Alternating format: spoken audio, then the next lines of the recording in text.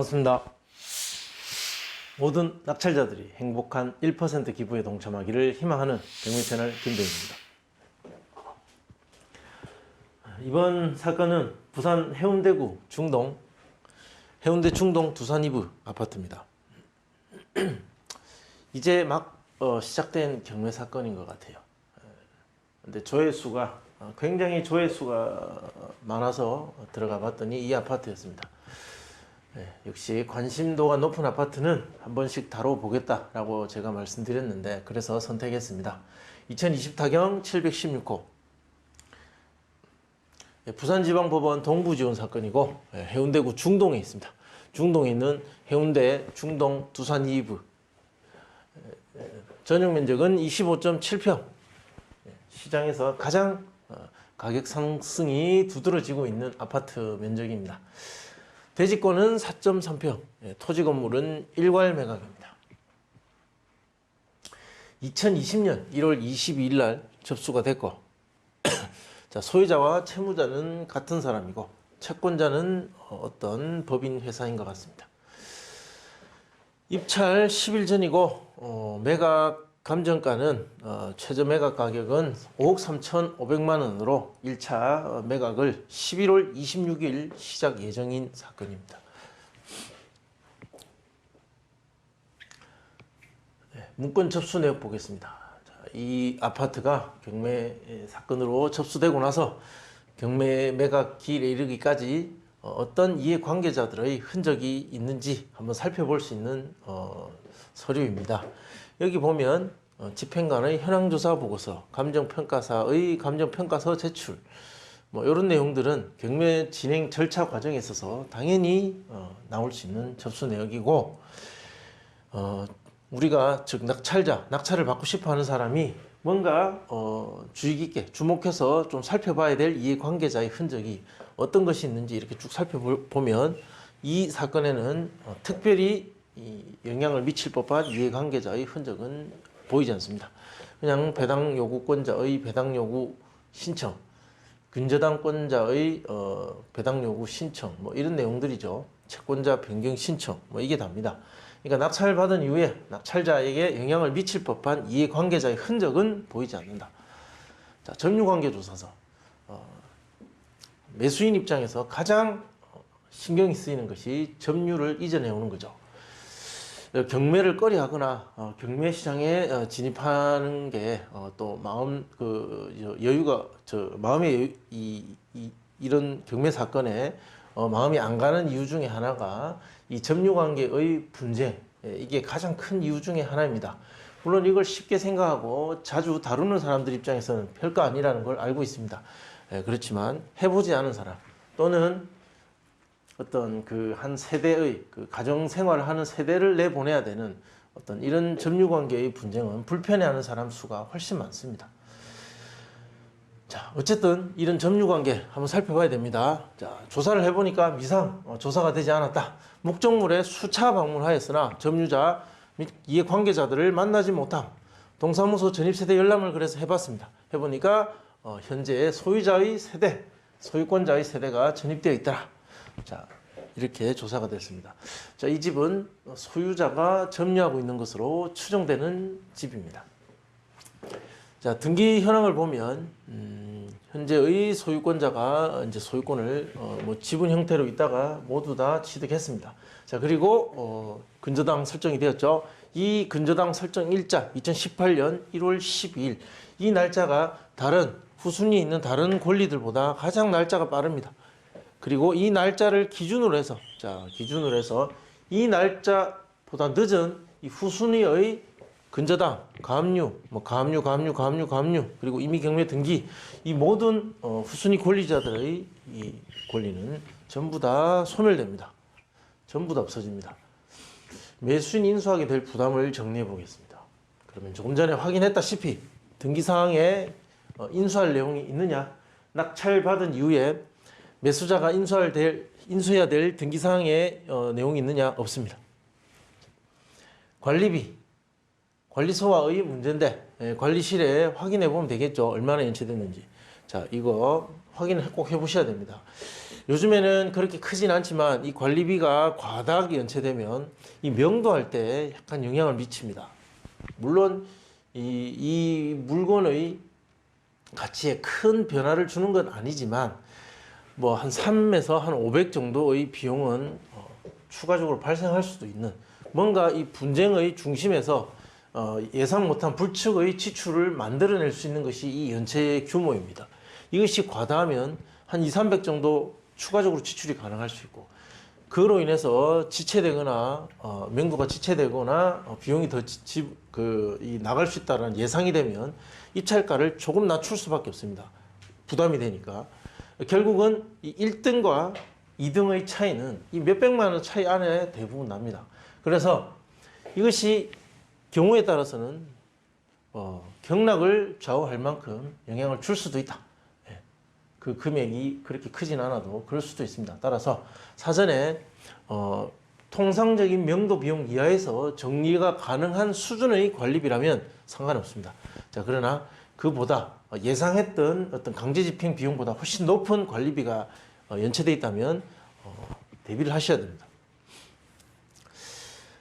자, 임차인이 있느냐? 조사된 임차 내역은 없었다. 아까 미상으로 나와 있는 거 보셨습니다. 점유자는 현재의 소유권자, 그 세대가 전입하고 있다. 그렇다면 명도는 누구를 상대로 할 것인가? 당연히 소유자 세대를 상대로 인도명령 신청을 하게 됩니다. 예상기간은 잔금 납부 약 1에서 3개월 정도 소요될 것이고, 강제 집행을 한다면 전용 면적이 25평 정도니까 약 300에서 400만 원 정도의 비용은 발생할 수 있습니다. 자, 이 비용을 주고 강제 집행을 하느니 차라리 협의해서 그냥 그 돈을 주더라도 협의해서 내보내는 것을 저는 권장합니다. 명도 소송 가능성은 희박하다. 자, 이제 가장 궁금해하실, 자, 이 시장 분석에 들어가기 전에, 시장 가치의 분석에 들어가기 전에 왜 등기 현황도 보고 누가 점유하고 있는지 보고 뭐 특별하게 중요하게 느껴지지도 않는 어떤 관리비 연체에 대한 이야기도 하고 하느냐. 자, 그러한 모든 것들이 종합적으로 유기적으로 어떤 그 낙찰자에게 영향을 미칠 법한 어떤 권리 관계가 만들어져서 이 낙찰가에 영향을 어느 정도 줄 수 있기 때문에 분석해서 이 시장 가치에 반영시키기 위해서 먼저 점검을 해보는 겁니다. 물론 다수의 경매 물건들이 크게 영향을 미치지 않는 형태로 경매에 나옵니다. 그렇지만 경우에 따라서는 클 수도 있기 때문에 하나하나 살펴봐야 되고, 특히 점유와 관련된 권리관계, 임차인이 있다든가 대항력이 있다든가 뭐 이런 내용들은 아주 치명적인 영향을 줄 수 있기 때문에 반드시 검토해 봐야 됩니다. 자, 시장에 나와 있는 매물입니다. 해운대 중동, 두산 이브 103동 자, 10억 호가하고 있습니다. 같은 평형대입니다. 18층이고 8억 9천, 거의 9억을 호가하고 있습니다. 보시면 중층 10억, 저층은 8억입니다. 여기 3층 8억, 22층 10억, 즉 중층 정도 되면 9억, 저층은 8억, 고층은 10억. 자, 이 사이에 물건의 어떤 그 매도 호가가 형성되어 있다. 그럼 실제 거래, 실거래된 사례를 보겠습니다. 지금 경매에 나온 것이 전용 면적 84.92 제곱미터. 그리고 유사한 평형대가 두 개 더 있습니다. 84.93, 84.97. 자, 이 세 가지 형태의 평형대가 있는데, 자, 이 거래 사례를 다 살펴봤습니다. 자, 보십시오. 9월에 마지막 거래가 됐고 5억 5천이었습니다. 연초에 4억 9,900 하나 있었고 5억 5천. 그러니까 5천만 원 정도의 차이인데 이것은 약간 올랐다고 볼 수 있습니다. 이것은 비슷한 가격이 유지됐다가 아니라 어느 정도는 올랐다. 그 정도는 인정할 수 있겠죠. 5억 중반대. 예. 또 유사한 평형대 하나 더 있죠. 보시면 상반기에 거래가 없다가 하반기에 와서 5억 5천, 5억 6천, 6천, 9천, 9,900 뭐 이렇게. 자, 거의 6억 수준, 그 수준 조금 아래 모두가 다 거래가 됐습니다. 아직 6억을 넘어가진 않았습니다. 그리고 또 하나 더 있습니다. 마지막으로, 자, 1월 달에 6억 천이 하나 있었고, 자, 그리고 5억 중후반대를 유지하다가 거의 후반대죠. 이제 6억 3천으로 최근에 두 건이 있었습니다. 그리고 지금 이제 11월 달에는 거래가 없습니다. 즉, 이 세 가지 평형대를 다 살펴봤는데 최근에 와서 이 거래는 5억 후반에서 자, 6억 초반, 자, 이 사이에 여러 개의 거래가 있었고 그리고 지금 호가는 8억에서 10억입니다. 거의 2억 원 이상, 2억 원 이상 차이가 나고 있는 상황. 자, 이것을 어떻게 받아들일 것인가? 과연 지금 호가하고 있는 것이 시세인가? 그렇게 볼 수도 있고 아닐 수도 있겠죠. 이건 어떻게 보느냐, 어떻게 이 현상을 해석하느냐, 받아들이냐에 따라서 달라질 수 있습니다. 어떤 매수자가 나타나느냐에 따라 다르다는 거죠. 자, 여기 오늘 제가 세 가지로 표시했습니다. 자, 이 감정가는 5억 3,500이었습니다. 당시 1월 달에 이 아파트의 감정은 5억 3,500. 실제 거래 사례들을 봤을 때도 이 정도 가격대가 가장 평균적이었습니다. 자, 그렇다면 지금 시점의 거래 사례를 살펴봤을 때 5억 후반대에 많이 몰려있는 최근 두 달 사이에 그 정도의 가격대에 몰려있는 그런 아파트의 거래 가능 금액을 상식적으로 판단한다면, 상식적인 거로 판단한다면 올랐다고 어느 정도 인정을 해줘도 자, 6억에서 6억 5천 사이 정도가 가장 가능성이 높다, 이렇게 말하는 것이 상식적인 범위입니다. 자, 그러나 지금 현재 매도자들의 생각은 저 앞에 나가 있습니다. 뭐 저층이 8억이고 좀 좋으면 10억을 호가하고 있습니다. 지금 경매 나온 것은 이 호가로 따지자면 9억 원 정도 호가해야 되겠죠. 자, 이것이 현실적으로 만약에 진짜 거래가 된다면 어떻게 될 건가? 그래서 어떤 상식적인 범위의 가능성 범위 안에 들어오지 않을 가능성이 더 높다. 자, 그래서 현실적인 걸 좀 더 제시하자면 지금 현실적으로 만약에 진짜 거래가 된다면 이것은 지금 말하는 내용은 제 개인적인 어떤 주관적인 생각이지 시세가 아닙니다. 아직 시세라고 말할 만큼 가격대가 형성되지 않았습니다. 호가와 실거래가의 격차만 발생하고 있는 상태입니다. 자, 이때 현실적인 걸 따지자면 저는 한 7억 원을 중심으로 해서 그 사이에서 전후로 어느 정도 조율되지 않을까. 즉 6억 9천에서 한 7억 2천 정도. 이것은 제 생각입니다. 가능성을 보고 말씀드리는 것입니다. 어느 구간대의 범위 안에 들어올 가능성이 높다라는 것. 자, 이것을 기초로 분석해 보겠습니다.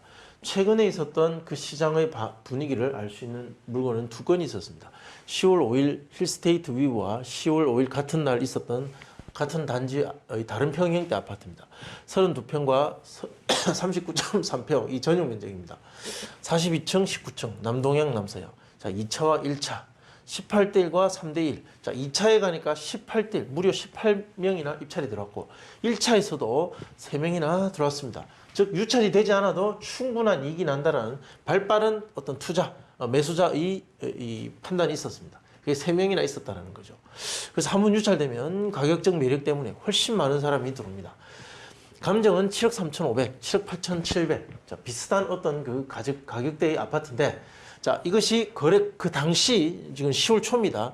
당시 가능했던 금액대를 보면 8억, 8억 8천, 뭐 이 정도였습니다. 즉, 감정보다는 한 5천만 원, 한 1억 정도 더 높았습니다. 자, 이때 낙찰가는 7억 5천, 그리고 8억 2천 낙찰 기록했습니다. 공교롭게도 제 계산에 의하면 93.8%, 93.4% 아주 비슷합니다. 자, 이거를 우리 지금 거래가 가능할 것 같은 그 가능성, 가능의 그 범위, 예측, 그 범위 안에 대입을 해보면 6억 6천이 나옵니다. 감정보다 무려 한 1억 3천 가량 높습니다. 자, 상한가를 대입해봐야 되겠죠. 정말 높게 생각하는 사람이 있을 수도 있습니다. 자, 7억 2천 대입해보면 6억 9천 정도. 자, 정리해 보겠습니다. 지금 경매 중인 이 물건의 가치를 얼마로 생각하느냐, 그것은 시세에 따라 생각하겠다, 이렇게 정리가 되어 갑니다. 자, 보통 그렇게 생각이 전개되어 가겠죠. 그럼 시세는 얼마인가? 시세라는 건 매도자와 매수자가 협의되고 협의해서 합의하는, 그래서 거래를 하는 가격, 평균적인 가격 수준을 말하는 겁니다. 그런데 그 가격 수준이라는 거에 미처 형성도 되기 전에 매도가는 훨씬 높은 가격이 호가되고 있고, 과거라고 해봐야 뭐 한 달 전입니다. 했던 거래가들은 실제 호가보다 2, 3억이 낮은 상태. 그 상태로 줄다리기만 하고 눈치만 보고 있는 상황에서 시세가 얼마냐고 묻는다면 정말 말하기 어렵습니다. 자, 어떻게 이 시장을 보느냐에 따라 다른 거죠. 그래서 최대한 어떤 시장에서 일어날 법한 가능성을 두고 말씀드리자면 한 6억 한 9천에서 한 7억 2천 정도, 이 정도가 매매될 가능성이 높은 가격이지 않느냐라는 것이 제 예상이고, 그것을 주변의 어떤 시장 형성되는 경매 낙찰가 수준에 대입을 해보면 이 정도의 범위가 나옵니다. 6억 6,300과 6억 9,200, 7억이 넘지 않는 선에서 매수자들이 어느 정도는 받아들이지 않을까라고 예측을 하는 겁니다. 물론 이 구간의 그 낙찰가에 아주 근접할 가능성은 그래도 주변의 어떤 그 사례와 현재의 과거에 기록했던 객관적인 데이터로 분석했기 때문에 확률적으로는 높습니다. 그렇지만 실제 시장에 있는 그 매수자들의 생각이 다 반영됐다라고 보기는 어려운 구간입니다. 따라서 실제 뚜껑을 열었을 때는 저 금액과 상당히 다를 수도 있습니다. 자, 그 점을 꼭 제가 말씀드리고 싶습니다. 자, 이런 시기의 아파트 낙찰가 분석은 상당히 어렵습니다. 예, 궁금하신 점도 많을 것이고 저 또한 더 많은 데이터로 분석해야 되는데 한 10분 정도 만에 마쳐야 되는 수업이다 보니까 지금도 16분이나 됐습니다. 자, 그러다 보니까 한정된 자료와 데이터로 빨리 진행을 해야 되다 보니까 그런 점이 있습니다. 자, 그런 점 양해해 주시고 궁금하신 점은 댓글로 질문해 주시면 추가적인 답변을 해드리겠습니다. 자, 좋아요, 구독 신청 부탁드리겠습니다. 감사합니다.